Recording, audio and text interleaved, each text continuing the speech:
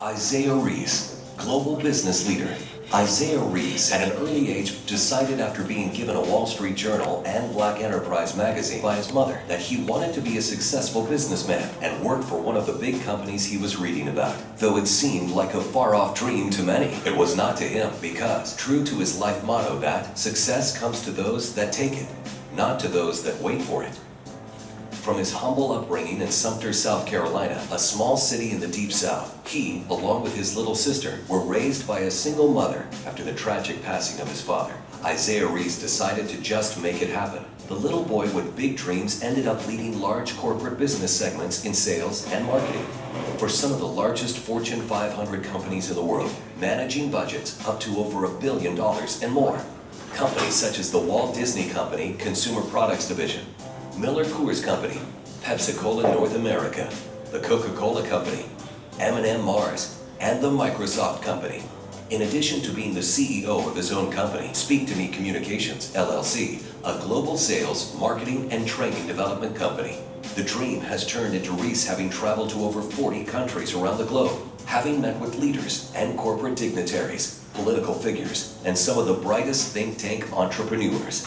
Isiah has always been known as the guy who is always given to his community. As he would say, "I've never met a stranger in my life, so speak to everyone." You may just change a person's life for the greater good with your words that day. He is the author of the nationally published book, From the School of Business to Corporate America. His motivational life coaching CD, Ready, Aim, Shoot, has been featured in over 100 organizations as the tool to help change your life. He has spoken at the National Historically Black College University's Presidential Annual Conference, sponsored by the White House on education disparities with minorities in the field of STEM and business. He is the chairman-founder of My Kid Biz, a free financial literacy program for kids from 10 to 18 that teaches them about money decisions. He is the executive leader for the Men in Motion, a minority student college program in his hometown of Sumter that represents over 100 African American males, helping them to finish college and teaches them life and career skills choices. He is a national BEAP speaker for the Urban League and received Top Visiting Professors Award by Morris College of Sumter. Has been featured on over 120 TV PBS stations globally as a subject matter expert on educating the next generation of students. He has been featured on XM Sports' weekly radio show with a segment on decision-making for sports athletes. He has participated or been a part of several community nonprofit boards and organizations. Isiah is a part of the Tougaloo College Board of Trustees, Vice Chairman, South Carolina State University Advancement Foundation, My Kid Biz, and Information Technology Senior Management Forum. Isiah is very active in the community. He was named one of corporate America's most influential African Americans by Grace Magazine, a proud financial member of Omega Psi Phi Fraternity Incorporated, the Hampton University Dr. William R. Harvey Leadership Institute 2014 Award and Speaker, Executive Campus Speaker for Microsoft HBCU Career Series, received the Mid-Eastern Athletic Conference Achievement Award for Top Black Executives, featured figure in Southern University New Orleans HBCU for the documentary The Past Became a Bright Future, Outcome Through Technology from Hurricane Katrina Impact, Omega Psi Phi Speaker for the Youth Leadership Conference that serves over 700 black males, and Game Changer Speaker for the Organizational Black Aeronautical Professionals on STEM. Isiah received his Bachelor of Science in Marketing from South Carolina State University through the School of Business. He is a champion for HBCUs and his alma mater because he said the voice can only be heard when you use it for the future of education. He has a Master's in Business Administration Management from Webster University in St. Louis, Missouri, and Harvard Business School Executive Online Leadership Program sponsored by Disney. Isiah Reese can be summed up with the following statements and quotes. He was just a country young man from a cotton field area that figured out that being black from the South and being raised by a single mother was not an excuse to not try and be good, but to be great through educating himself and passing that same message to all that came in his path. Success comes to those who take it, not for those who wait for it. So what are you waiting on? The world awaits you. Isiah Ike Reese.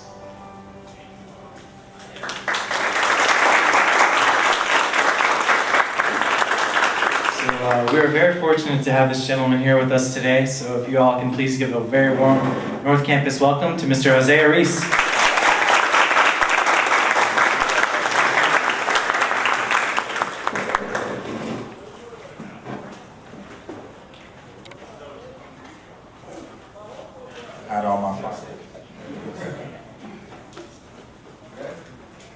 everyone? How's that? Hello, everyone. There you go. Great. You sometimes look at these videos and you look at stuff you've done in your life, in my short period of life, I always call it that, right? My young short period of life. You kind of sit back and you say to yourself, like, wow, that was me? Like, I did all that? And then you sit back and you go, wow, I really didn't do that, right? Like, I really did. Actually, there's other people who did it for me.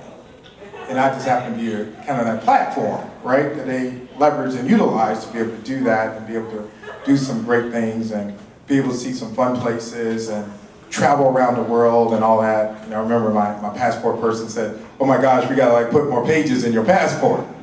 And I kept saying, gosh, man, is that from a guy who like was born like by a single mom, you know, great father, you know, great father, he passed away unfortunately.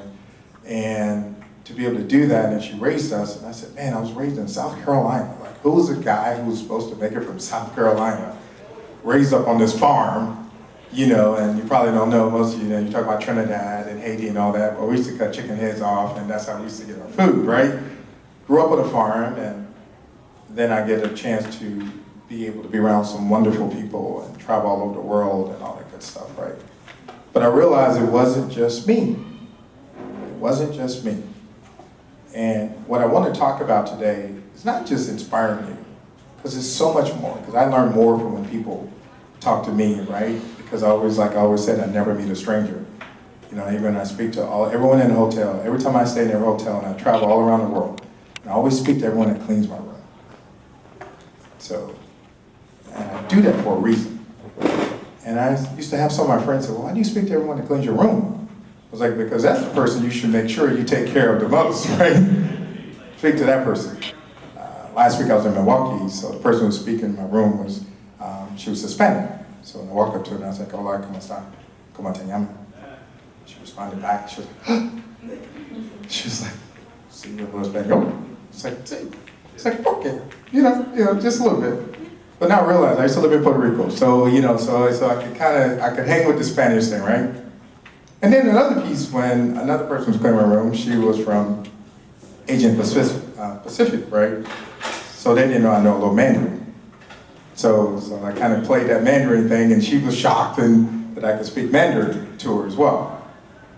I say all that to say it's not about how many languages I can speak, but I always think about the fact that I was a guy that no one ever thought would ever make it out of South Carolina, a little small town in Sumter, South Carolina. And never thought that. I wasn't the guy that was supposed to make it. Mother was raising 2 kids. By all statistical matters, I was supposed to be in jail by 16 and had a kid. My sister was supposed to be pregnant by 16 and had a kid, according to all the numbers that we see out there, right? But they forgot that my father was in the military before he passed, and my mother said there would be 2 people that raise you. Me and this belt. Because the street will not raise you. And she was right. Like, I had a curfew, unfortunately. Now, here's a guy who's a star quarterback at his high school. So my high school had like 5,000 people in it. Star quarterback, biggest high school in South Carolina. Couldn't tell me nothing. I was a guy that when I walked down the hall, the Red Sea parted, right? You know, people carried my books for me, and girls wrote letters, and my locker was filled up with letters, and he's so great. Oh, that was it. But sadly, the story turns differently. And this is why the president wanted me to talk with you guys.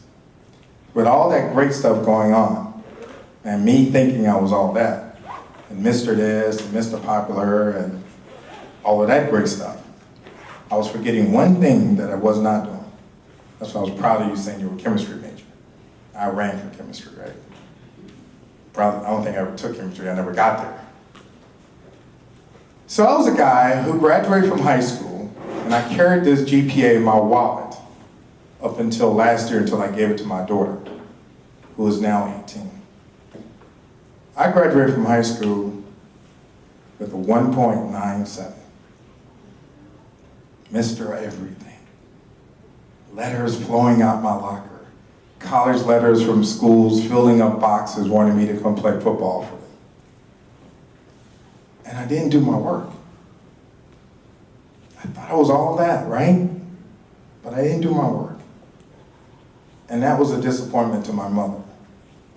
See, I was a good kid and didn't get in trouble, but I didn't do my work. And that was a problem. So what she ended up doing, she said, listen, here's the deal.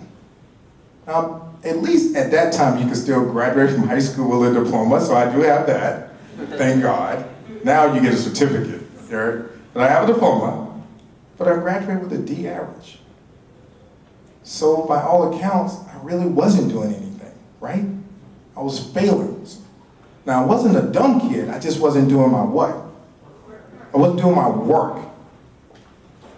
We're talking about my high school coach, and I'm throwing touchdowns on Friday nights, stadium is filled, but if I wanted to skip class on that Monday, he would just write me a pass. If I wanted to skip algebra, write me a pass, go watch film. Now here's a kid, young impression, right? You're going to follow the people that lead you. And to this day, I don't blame him. I actually blame who? I blame myself, right? So this is where I came upon this path of I'm not letting anyone giving me what I call a pass, free pass to life.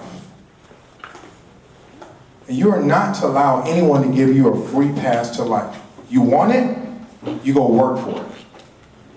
You want it, you earn it. You want it, then you need to knock down every barrier to make sure that you get it. So here was a guy who was a 1.97 that now speaks 3 languages. Now all my friends used to call me dumb and all this, and now they don't call me dumb anymore, obviously. But they were all celebrating about where they were going off to college and all this. I had to go to a 2-year school. But it was by choice because I had some schools say, oh, come to us, you can come to the 4-year school and we'll just let you sit for a year and then you can still play.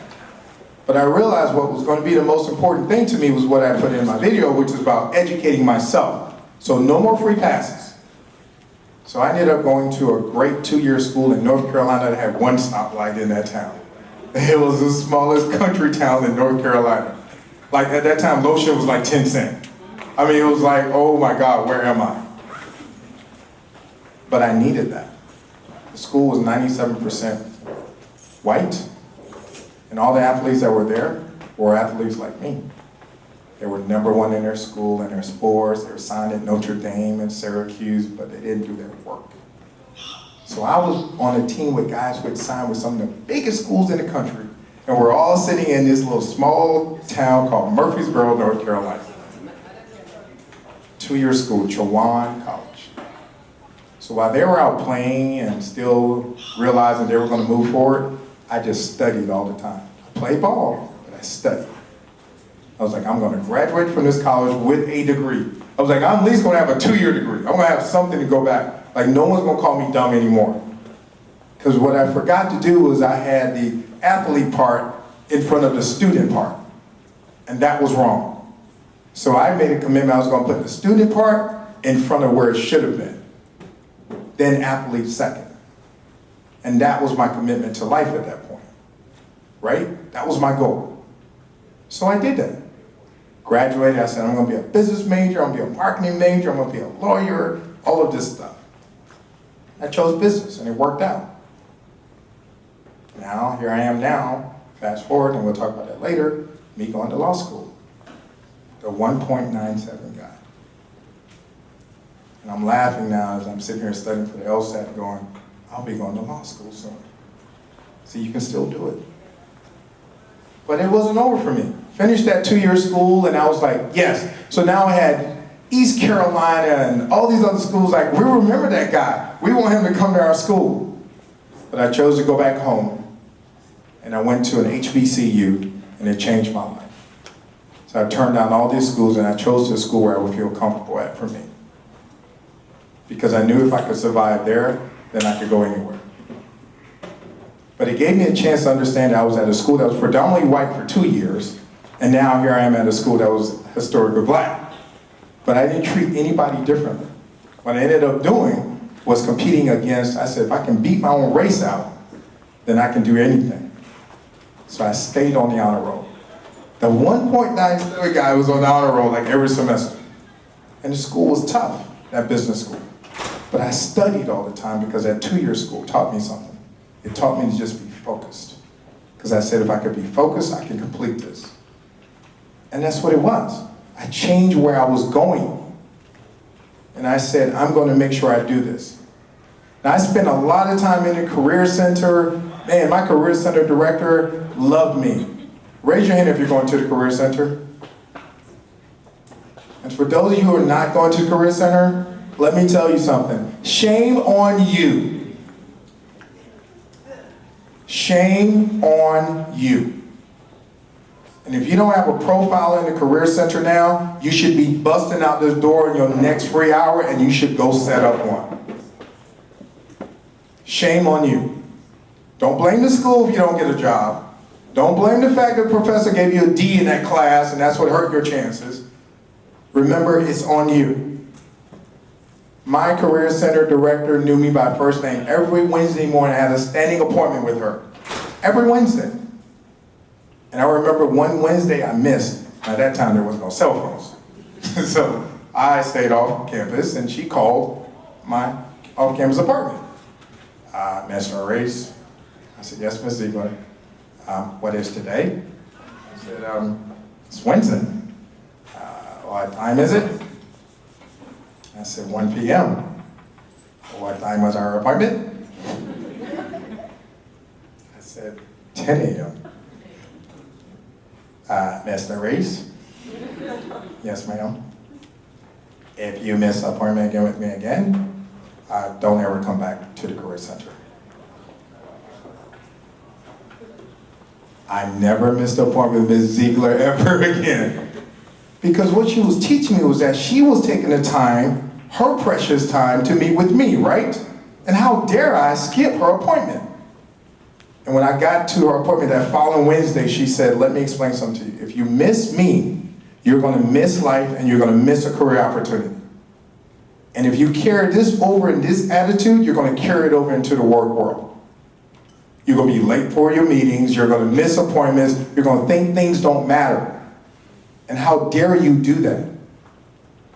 You don't have an option to do that. It is too hard for you already. Because when you think about it, you're really against the numbers. You're black, and you're from the South.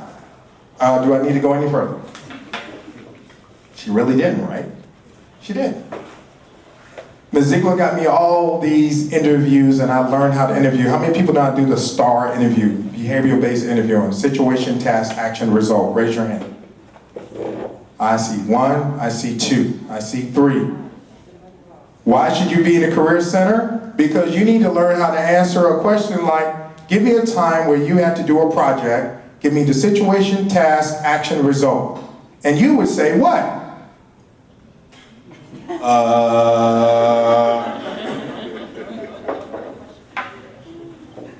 You are not competing against your own color today. Stop it. When I'm over in China, there are kids who are 5 years old doing computers work that you haven't even seen yet. You are competing against a global society. You should not say, if I ask you how to answer a question like that. You need to get down to that Career Center and ask them and learn how to do the STAR format of interviewing, because every Fortune 500 company uses that format. So shame on you. And I'm okay to tell you that. Because guess what? I was that person too, right? Until Ms. Ziegler's like, don't miss another meeting, right? So I learned too, correct? I'm telling you everything that I have to learn. I'm not fussing at you. What I'm doing is trying to tell you that you have a chance now, while you're here, with the president's leadership and what Mr. Evans is doing and Joseph Pickering is doing. You took one step by being here. Now take the next step by actually putting it into action, like I did. Right? I got tired of throwing the football and I decided to throw some books.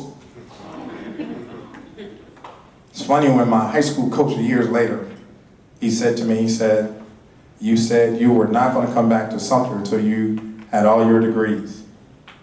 And I actually shook his hand. And I thanked him. I said, because if you hadn't showed me the wrong way, then I wouldn't know the right way. And that was probably a little shady, right? Low blow. But I still had to take responsibility for what I did wrong, which was not studying. So I look back at all these degrees I have, and now I'm going to law school, and have a chance. Now I got accepted into 3 PhD programs, and I'm smiling going, I'm the 1.97 guy.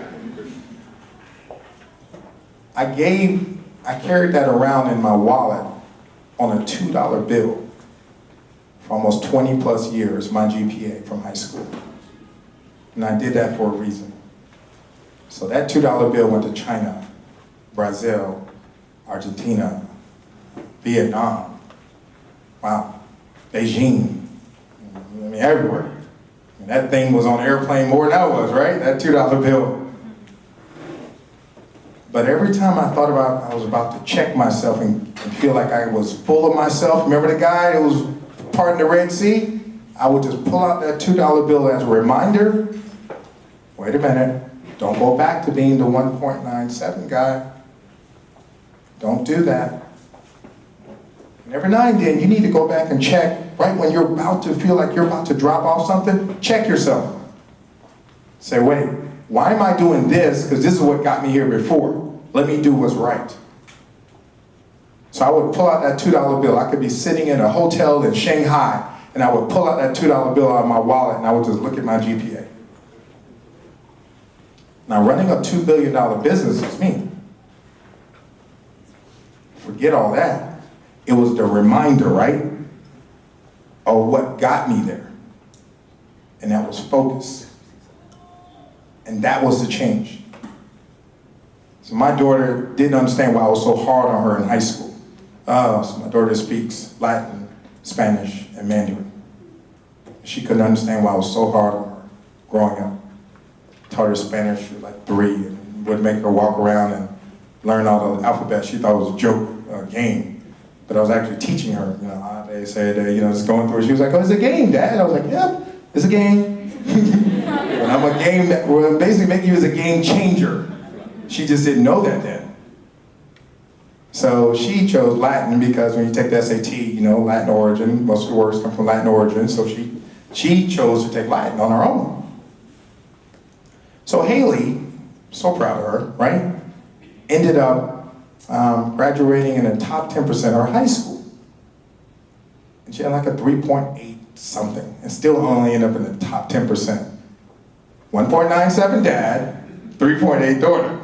I was like, whew, wow, I was like, something good came out of me, right? And she always tells me, she's like, Dad, you're like one of the smartest guys I ever met. And I started to say, well, I'm gonna show you something when you graduate.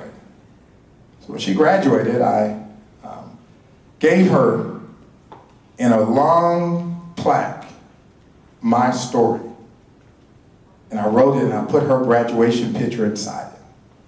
And I put the $2 bill inside it as well. And she read that story when she graduated in June of last year. And she was like, I had no idea. She's like, I always thought my dad was like this smart guy. You kind of did Harvard, kind of did all that. I was like, nope. I just studied hard afterwards. She was like, I used to tell friends, everyone, my dad's like Mr. Google. Just ask him anything, he knows anything. But it wasn't that. And she saw that. My daughter now is a pre-med major, cardiologist track, got a full academic scholarship.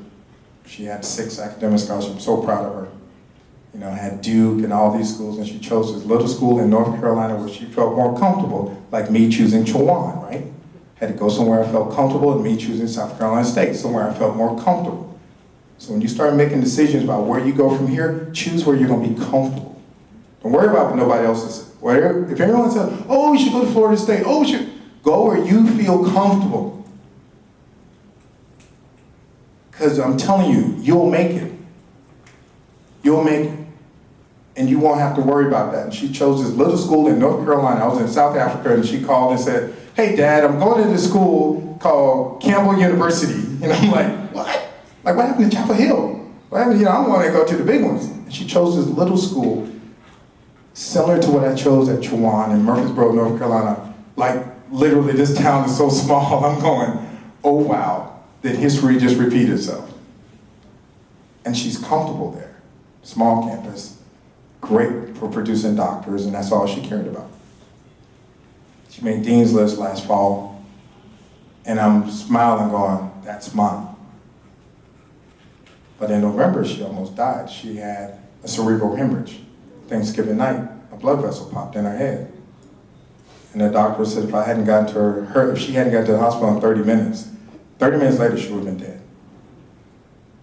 So November to December, I slept in a hospital room with my daughter. Fast forward last June, I'm celebrating. November, she was about to be buried. So you see how life changes? So you can't lose focus, anyone. You can't, because just like that, it goes away. So she gets well, she comes back in the spring, and she's at home taking online this semester. And I'm laughing, she went back and took her finals because they gave her all incompletes, as professors know, right? They gave her all incompletes. So she went back early January, and like, it's almost like it all came back. And she emails me and she said, Dad, I made the Dean's List. I'm like, who does that? Right? Like, you were like twos in your head in November. But what it was about focus. And she says that, she says, you always told me to shoot for the stars, because that's where the moon is. So you have to shoot for the stars, everyone. Forget what everyone else says. Write your plan for your life, because without your life and your plan, whose plan is it? It's not anyone else's, right? You can't blame the professors if you get a bad grade. It's your fault. I mean, you cannot do that. You want to make it in this world? Then remember that this world is not built for you. You have to create your own world. You want to be the most valuable player in your life? Then set your own goals. And setting your goals is like this. First, create a mission for your life.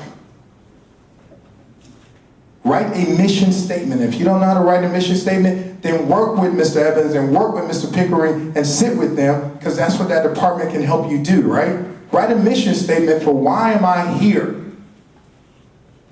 Because anyone can answer the question, oh, in 5 years I want to be a doctor, right? 5 years I want to be a lawyer. 3 years I want to be, and I'm going to say, so really what's your mission statement? Like, why are you here? Like, what do you really want to do, Timothy, right? Tomorrow, right? Sorry. I speak Spanish and mess up the name, huh? Write a mission statement for your life. And when you write that mission statement, you'll know why you're here. And then share it with your friends and family. So I have a mission statement in my house, right? It says the Reese family will stand for the following. You know, things like we will be committed to the community. We will be fiscally responsible. We will go to church. We will always tell each other we love you. You know, things like that, right? And if anyone enters my home that doesn't support the mission statement, guess what happens? They get out the door. What? They have to get out the door. They have to get out the door. Wow. We eliminate them. Because why have people in your life that doesn't help you achieve your mission? Right? It doesn't even make sense. So imagine, now this mission statement is in every room, including the bathroom. I know, right? But you spend a lot of time here, right? You can't miss it while you're in there, obviously. So, and you see it. But it's a constant reminder about who you are and what your family stands for. You want to do something powerful? Sit with your family and build a mission statement. And you go to Family Dollar, Dollar General, because I ain't no Dollar General, I got the cheap frame, I'm not going to lie. And we place them up in every room throughout the house. So every time there's a question, or we challenge each other in the household, guess what we do? We kind of go, remember the mission statement? I use that a lot, right? And the kids love it. Because when they get out of hand, I go, what does that say? And you have to be able to do that. You have to be able to do that. I mean, you know, my daughter, she realizes that mission statement is important. And you have to be able to have a mission of why you're here. Because if you do that, you can achieve so much more. You can achieve so much more in life. Because it won't let you get out of line. Let your mission statement be like my $2 bill was to me. Like, always check yourself with that. And the next thing you should really think about is, who do you have in your circle? And you have to think about, even family sometimes, you have to think about that. They're probably not the best people to have in your circle. And it's okay. I've got some family members I had to eliminate out the circle. They say I've changed. Oh, you're different now. Oh, they call you Isiah instead of Ike. Because my hometown, if you say Isiah, everyone would say, oh, you mean Ike? Who? Oh, Ike. Oh, he's different now. Really? Not really different. Just grew up. Then I got mortgages, tuition now, a little bit of it. I just realized that my change was to align with my mission. And if you're doing that, you can realize that eliminating people, even family members, is okay. It is. You still love them, right? He's like, I love you, but you gotta go. And you have to go because what you're not doing is helping me move forward in my life. You are here with a valuable time that you can never get back. If I wish I could go back to college, I probably would, right? Like, I had fun in college because I did my work. I mean, I played football, I played the fraternity, I did like everything that you were supposed to do in college. But I did my work. Don't waste this time. You go to that career center. I'm gonna keep hammering that until I see more hands go. And you spend time with your professors that will actually spend time working with you. And if you don't have a professor to spend time with you, then trust me, the president and Mr. Evans, they would like to know that. And I don't think that's what I'm hearing from this college. What I'm hearing from this college is supportive. What I'm hearing about this college is that the professors will be there for you. What I'm hearing about what's happening here is that some great things are happening here. Then be a part of it. Like, be a part of the great things that are happening here so you can sit back and you can say, that was a great experience I had there. And do like what I do, speak to everyone. Because you never know who's going to become something, right? I laugh now how many friends that I've given jobs to that used to joke me in high school. And how many of their kids I have helped through college. I'm talking about, I've gotten a call that said, we don't have the book money. Hey man, Ike, I hate to do this. You know, can you help me out? And what did I do? The same people that joked me, what do you think I did? I helped them out. Never bragged about it, quietly sent a little scholarship to the school, took care of their books, life went on. Didn't ask them back for the money or nothing like that. Because I've been blessed, right? We have a mission that we will do community work. We do a certain amount of community work every year. And we do that. My daughter knows we don't play that. Like, you are expected to do community work every year. So right now we're raising money right now to feed 40 single parents in my hometown. We did a GoFundMe and we raised enough money to feed 40 single mothers and their kids by Easter. Why? Because we're expected to give back. Like, I remind her, you've been to Disney 20 times. How many kids can say that? I didn't go to Disney until I was like 18. And my mom barely had the $20 to send me on the senior trip to do that. And it was only $20. So when I got to work at Disney, I was like, oh, bring all your friends. She was like, my dad can let all us in free. And she did that. I was like, man, I remember I couldn't even go to Disney. You know, and I'm like, some kids don't go to Disney their whole life. So that's why I remind her, you give back. That's why I'm proud of her, but I'm also proud of the fact that we're committed to giving back. So give back. Again, move people out of your life that will mess your life up. It's okay. But speak to everyone, because you never know who's in this room who will help you down the road. Whether it's a professor, whether it's the president, whether it's Mr. Pickering, whether it's Mr. Evans, you never, never, never know. My mom's favorite term is, don't burn a bridge, you may have to do what? Cross again. Don't ever burn that bridge. Because if you burn it, it's over. You can't put that one back.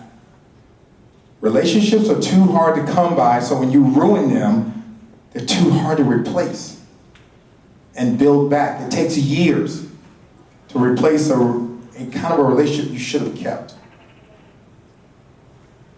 The other thing I want to also tell you is follow up.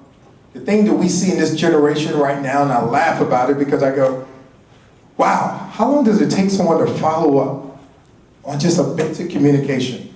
You would rather text than send an email. You would rather text than actually pick up the phone. I was laughing at my daughter. I said, you send me a whole text to ask me about, hey, Dad, can you go ahead and need to transfer some money in my account? I'm like a whole book. I responded back to her and said, can you just pick up the phone?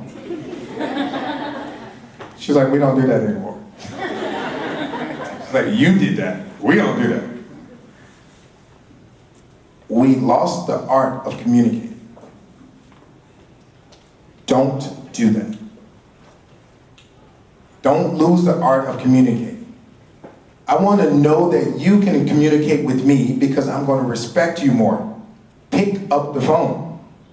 By the time you write that whole message, you could have picked up the phone. But what that's also telling me is that you have the ability, I want to listen to how you speak. Because I'm going to say, oh, I remember I met him. He was a chemistry major, right? Brother went to UVA for residency program, right? Correct? So we learned about each other already. So we talked, remember? Speak to everyone. What do you want to do? Chemistry. And what do you want to do after that? Radiology. And what did I do for you about 10 minutes ago? NIH.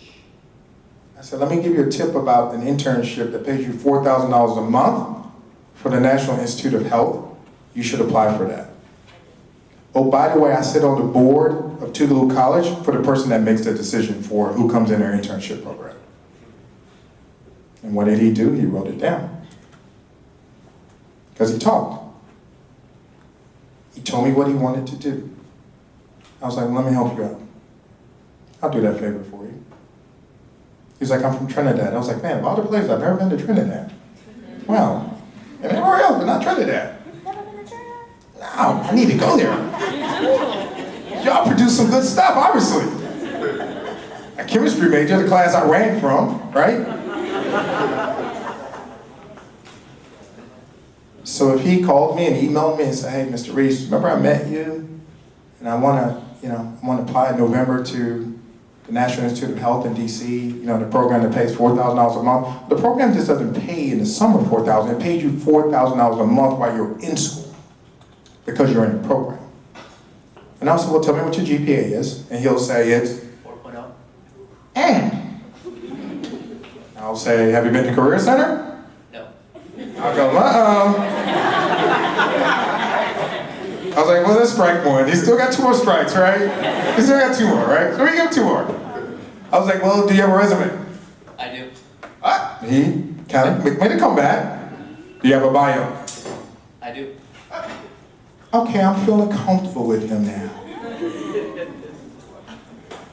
And more likely, I'm going to get on the phone and I'm going to talk to him a little bit more and learn a little bit more about Trinidad and a little bit more about your family, make sure he's not crazy or anything, right? And then I'm going to endorse him. And I'm gonna call Dr. Cole in DC and say, hey, I'm Trustee Reese, that's the school you graduated from. Like I did for my daughter, a little influence, right? And I have a great kid I think you should consider for the National Institute of Health summer program. He's gonna send you his resume, and I'm gonna send you a written recommendation. So when he submits it, of all the 500 plus applications you get, can you kind of go do what? Pull it out of the stack for me. Like you did for my daughter. Because she knows I'm just not going to send anyone there, right? And he would have said, Mr. Reese, this is why I think you should recommend me. Because I'll ask you that. Why you? And he'll tell me. And I'll say, tell me in 1 minute and 30 seconds. And he'll tell me why. That's how it happens. You meet everyone because you never know. You talk to everyone, you never know. You ask questions. What do you do? Who's your family? Like, you ask.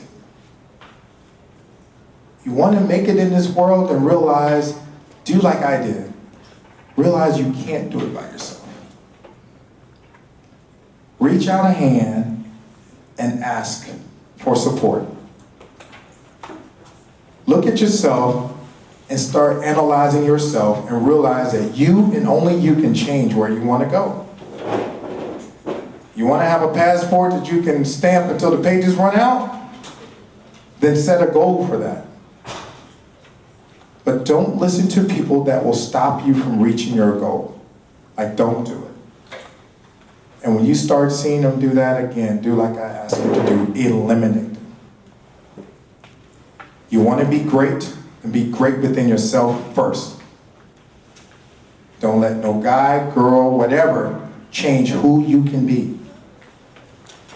Believe in yourself first. And when you do that, the door opens up. Life opens up. You get endorsements to NIH or Johns Hopkins or wherever you want to go. It's because you reached out and you asked and you then made yourself greater. You may not have a 4.0, because I will take somebody with a 2.7 and recommend them if I know they're a good person, right? I'll take a person with a 2.3 if I know you're a good person. I'm probably going to ask you to work with the grades a little bit better. But you want me to do that, right? Because you want me to push you to be better. But I'm going to say push yourself to be better. Because I'm going to ask you, what are you doing? What are you doing with your life? So what did you do yesterday? What are you doing tomorrow? What are you doing a year from now? You'll be like, man, Isaiah's driving me crazy with these questions. But I'm supposed to drive you crazy. Because if I don't drive you crazy, then you won't drive yourself crazy. And driving yourself crazy is a good thing. Because that means you're being aggressive with your life. About where you're going. About what you want to be. And about who you want to become. Don't take this time for granted. Because before you know it, it's over. And you'll sit back and say, man, I wish I could be back there with Mr. Evans. Oh man, I wish I could be back there with the president and back there on that campus, North Campus, and had a free hour, and oh man, I wish I could do all that. No, you can't. Because tomorrow came. And when tomorrow comes, you can't go back. Don't waste valuable time. You have a chance now to change the world. So do it. You have a chance now to have someone look at you and say, wow, I did that. But how great is it when other people can say that about you, right? It's not because you're bragging. It's because you earned it. So don't worry about that. I like when people say he's changed. Okay. So what? The change was good. Because you can no longer say he's the dumb Ike.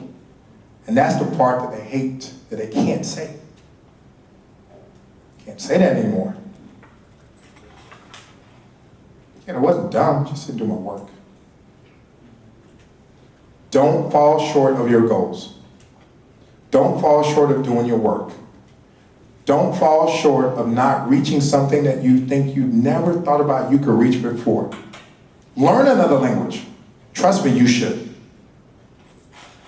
Figure out how to be a continuous learner. Don't ever stop learning. Ever. Don't ever stop learning.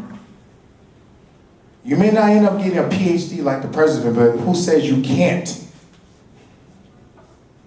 It wasn't that you can't, it's because you just didn't want to apply yourself to get it. So think about that. Don't fall short. Shoot for your goals. Just like my book, Ready, Aim, Shoot. Ready yourself, aim, and shoot for what you want to achieve. Period. No excuses. There was something we learned when I played, it was called excuses, and it says, excuses are tools of the incompetent, and those who specialize in them are seldom good at anything else. Sounds right? Why should I give you an excuse? Because they're tools of the incompetent, and those who specialize in them are seldom good at anything else. So I don't want to be the guy that wasn't seldom good at anything else. I want to be great at it all. I want to be a great father. I want to make sure that I'm doing the right thing. But even if you fall short, you get back up. You don't stay on your knees, except when you pray. But you get back up. And you look at everyone, and you turn around, and I want you to do one thing for me. Right when you think times are tough, you're like, well, I'm not going to cover the tuition. How am I going to get my book money? How am I going to do, like right when you think everything is about to just crash in your world, I just want you to do one thing for me. Just promise this for me. I want you to just find the nearest bathroom, and you go in there, and you stand in front of that mirror. You stand in front of that mirror. Don't do it in the public one at school, because they think you're crazy. But remember, it's good being crazy. And shut that door, and you start talking to yourself. And you start telling yourself that you can do this. And you start praying, and you start doing whatever you need to do, but you talk to yourself. Because ultimately, who's responsible? You are. And just talk to yourself. I've cried in that bathroom before, in front of that mirror. My God, why is this happening to me? It's for a reason, right? And just talk to yourself. Because if you can do that, and you come out of that bathroom and that mirror, and you say, because if you can face yourself, right? Like I said, forget all your friends and forget all that, but if you can face yourself with whatever you're facing, then you can beat it all. Be great in yourself first, then everything else comes second. So promise me that when times get tough, you just go in that bathroom, you shut that door, and you just talk to yourself in that mirror. Whether you're in there a minute, or like sometimes I've been in there 10 minutes. No time set, no music on, don't take the cell phone in there, nothing. Just you and that mirror. Because guess who you can't lie to? Can't lie to yourself. Because if you lie to yourself, you've probably committed the worst sin of them all, right? And that's why I tell people, if you lie to yourself, you've committed the worst sin of them all. In my book. In my book. And there are many, but that's the worst one of them all. The one that you lied to yourself. And when you walk out of there, you can sit back and you can say, okay, here's my plan. I told myself I was going to do this. And write it down on paper and you make it happen. I write down my goals every year on my birthday. And I open those goals the following year on my birthday. So I put them in an envelope, I hide them, and then I open them again on my birthday. and I look at what I accomplished, right? Some things I did, some things I didn't. And things I didn't, I didn't get upset. I was like, okay, you know, like I would have saved this much money. Oop, had to pay this. Oop, big doctor bill came through. Oop, oop. And I was okay with that. Write it down on paper, put it in an envelope. If you do that, and you open that a year later or 6 months later, and you sit back and go, wow. Wow, look what I did. And you have to think about what you want to do. So as I close, something I just want to make sure I leave you with. At the end of all my videos and everything else, my statement is success comes to those who take it, not those who wait for it. And I really, really believe that. And you have to think about that. Success comes to those who take it, not those who wait for it. If I had decided to remain the 1.97 guy, I probably would not be standing in front of you being able to say that my passport got more pages stamped on it than anything else. You cannot wait on anyone. You take it. Ethically, take it. Do it right, not wrong. Let's clear that up. But you don't wait on it. So stand up, everyone.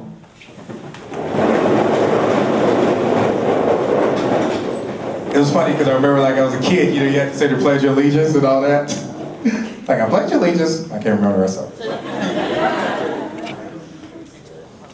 So I've enjoyed being here, and to the president and Mr. Pickering, Mr. Evans, they've been really supportive about what they wanted me to land with you all today. And it was about not just talking about me, it was kind of really just talking about some of the things that you can do. And my story, my pieces of it just kind of helped, right? Like, I'm gonna be at your disposal, and I've shared that with them. You know, hey, let them get my access. And most speakers don't do that. They're like, oh, I'm in, I'm out. And I've told the president all that. That's not me. The reason why I run that program back in my hometown is because I keep on those kids. And I love the fact that they're graduating, because I was that guy who grew up poor just like that, poor. Refrigerator was empty, but my mom never let us know that. She never let us know that she didn't eat some nights. She never told us that. She just made sure we ate. So now as I look at her and I've retired her and I've purchased her dream house, I sometimes cry about that. My sister and I, we sit back and we just go, man, I remember when we knew she didn't eat. Lights were cut off. I mean, we think back to all those days and power was turned off and everything. House got repossessed. Man, I'm telling you, we done been through it all. But she never gave up on us.